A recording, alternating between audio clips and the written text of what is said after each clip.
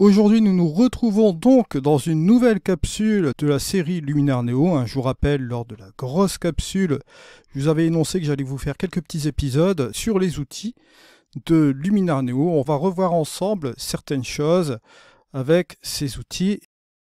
Bonjour à toutes et à tous, mon nom est Eddie Kinol. Si vous débarquez pour la première fois sur ma chaîne YouTube, je vous souhaite la bienvenue. Ici, on parle de post-production traditionnelle et créative sur les logiciels de post-production. Et bien évidemment, vous l'aurez compris, on parle de photographie en règle générale.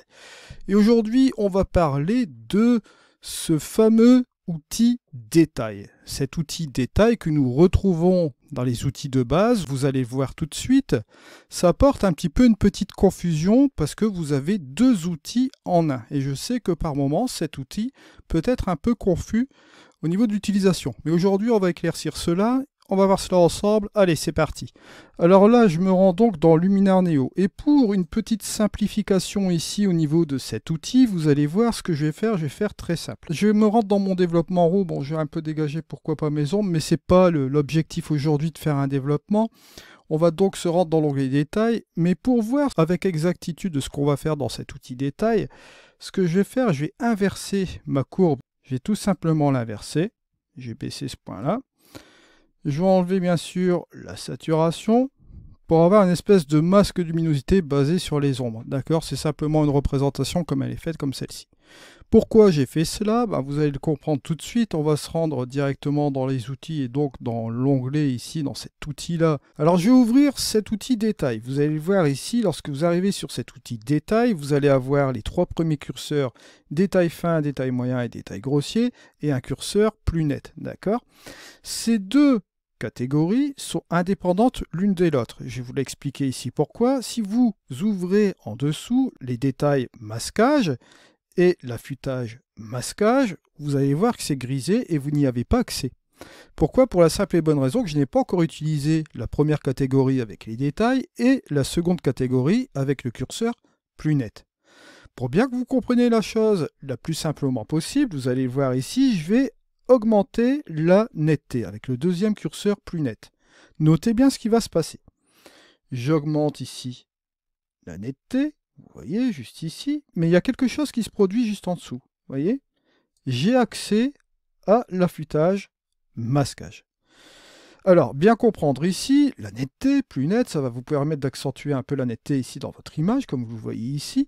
Et vous avez deux autres curseurs, le rayon d'affûtage et l'affûtage masquage. Ce rayon d'affûtage va vous permettre d'ajuster cette netteté autour des bords de votre image, bien sûr, au niveau des bords les plus contrastés, d'accord? On va pouvoir l'accentuer, regardez, ce rayon d'affûtage. On le voit directement dans l'image. Donc, forcément, on a le plus net, d'accord, qui est juste ici. Et si on veut accentuer davantage les bords les plus contrastés ici dans l'image, on utilise ce rayon d'affûtage. Ensuite, vous avez cet affûtage masquage qui, lui, va vous permettre d'orienter la netteté dans les endroits appropriés. Si, par exemple, vous allez sur la droite, regardez, on aura moins de netteté, bien sûr. Et si vous allez vers la gauche, on va affûter un petit peu plus la netteté, d'accord? Vous allez voir que le contrôle est relativement assez fin. Ça va vous permettre d'orienter un peu la netteté dans les endroits que vous voulez utiliser.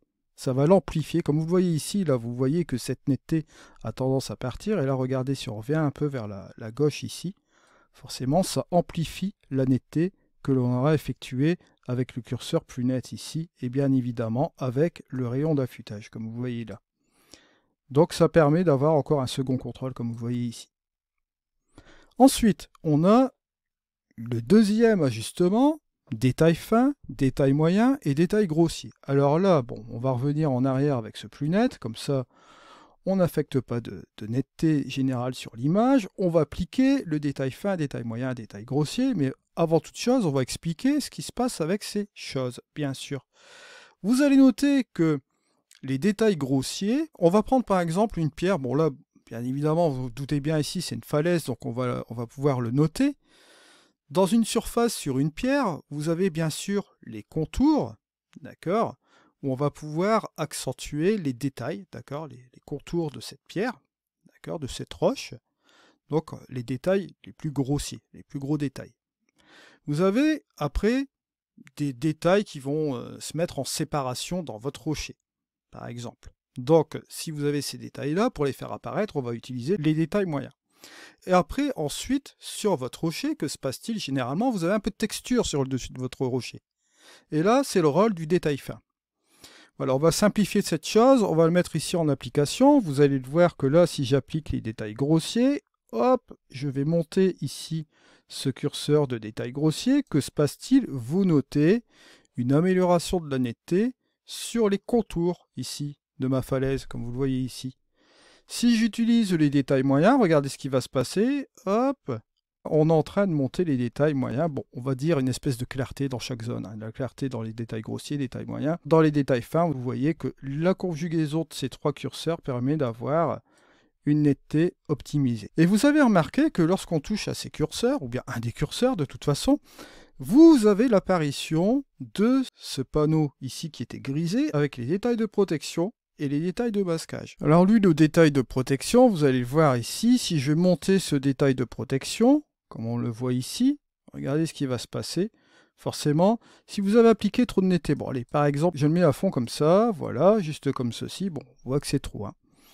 Regardez ce que je vais faire avec les détails de protection. Hop, je vais tout simplement ici réduire un peu ce que j'ai fait auparavant avec ces trois curseurs. Ça va me permettre un peu d'adoucir, de protéger forcément les trois zones en même temps avec un seul curseur, comme vous voyez là.